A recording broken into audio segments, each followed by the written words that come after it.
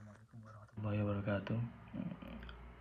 Baik, perkenalkan nama saya Muhammad Subhan Pradana Putra dari Fakultas Usuluddin Adab dan Humaniora dengan prodi Ilmu Hadis, dan juga NIM saya 53030240012.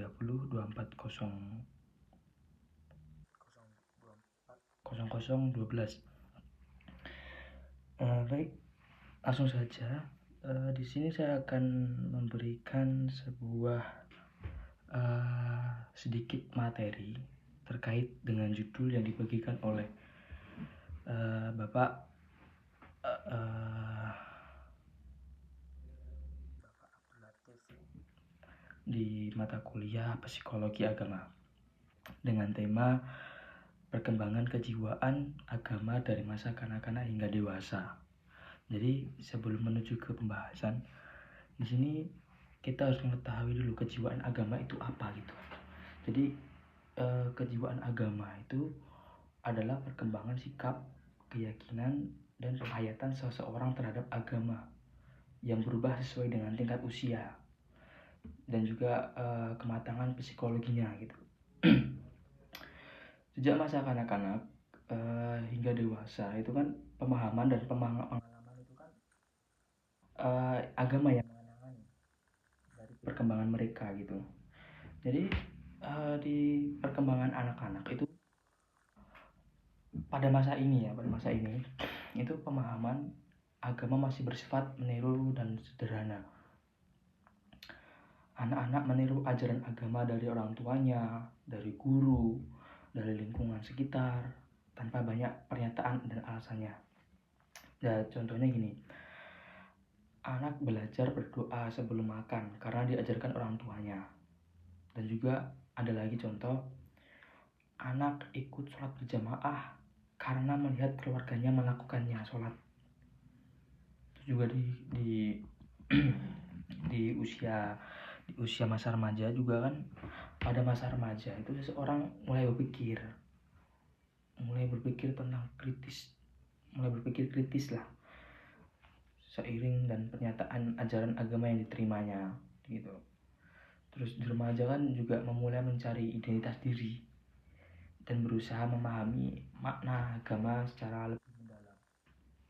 Contohnya di masa remaja itu seseorang remaja bertanya,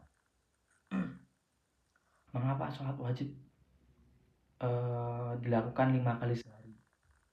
Itu kan dia berpikir kritis itu, bahwa dia tuh kenapa ya sholat wajib itu harus 5 waktu gitu, kenapa nggak 3, 2 atau 1 lah gitu kan. Nah di masa remaja itu dia udah pemikirannya itu udah mulai kritis tadi itu. Itu juga ada contoh remaja mulai mengikuti kajian agama untuk memahami ajaran Islam secara lebih mendalam. Nah, itu fungsi agama ketika dia remaja. Jadi orang remaja itu kan udah berpikirannya itu kan udah udah lebih menjorok gitu kan. Terus untuk psikologi di masa kanak-kanak itu ada masa dewasa juga. Nah, pada masa dewasa itu pemahaman agama umumnya lebih matang dan rasional.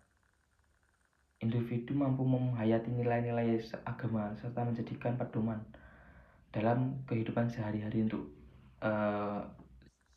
seseorang di pertumbuhan masa dewasa itu. Ada beberapa contoh. Seseorang melakukan ibadah bukan hanya kewajibannya, tetapi karena kesadaran dan keyakinan pribadi, bahwa sholat itu penting bagi saya. Sholat itu buat pegangan saya nanti di akhirat kelak gitu. Di masa dewasa itu udah mulai lebih kritis lagi pemikirannya dari masa remaja. Terus ada juga contoh mengenai di masa dewasa itu kan menggunakan nilai-nilai agama dalam mengambil keputusan keluarga, pekerjaan, dan juga kehidupan sosial. Nah, di masa dewasa ini bukan bukan ini ya, bukan di umuran serata remaja, tapi di umuran dia sudah mempunyai keluarga. Jadi di masa dewasa itu dalam sebagai keluarga gitu.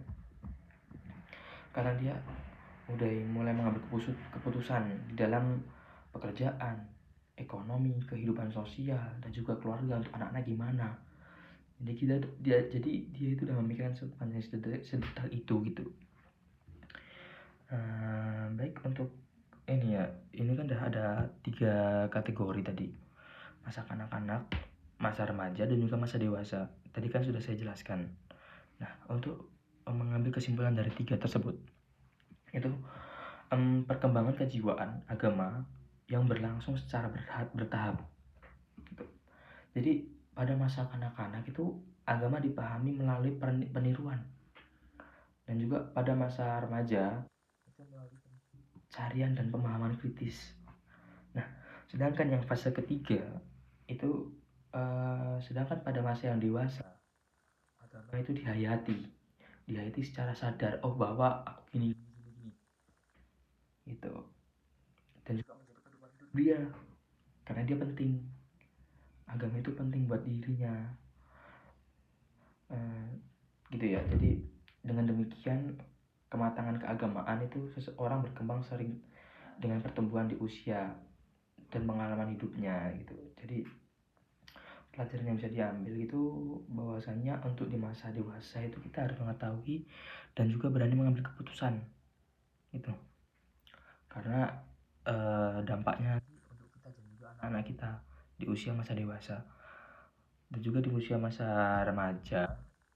Dia kanak-kanak itu, kalau kita sudah mempunyai anak itu kan biasanya kan ini ya, memberikan contoh bagi anak-anak kita, dan dia juga untuk bertahan untuk berkembang berkembang ilmuannya biar tersebar ke anak-anak kita juga. Jadi intinya perkembangan kejiwaan itu bertahap lah, dari mulai kanak-kanak, masa remaja, dan juga masa dewasa. Baik, demikian yang bisa saya sampaikan, kurang lebihnya mohon maaf. Billahi sabil haq fastabiqul khairat. Assalamualaikum warahmatullahi wabarakatuh.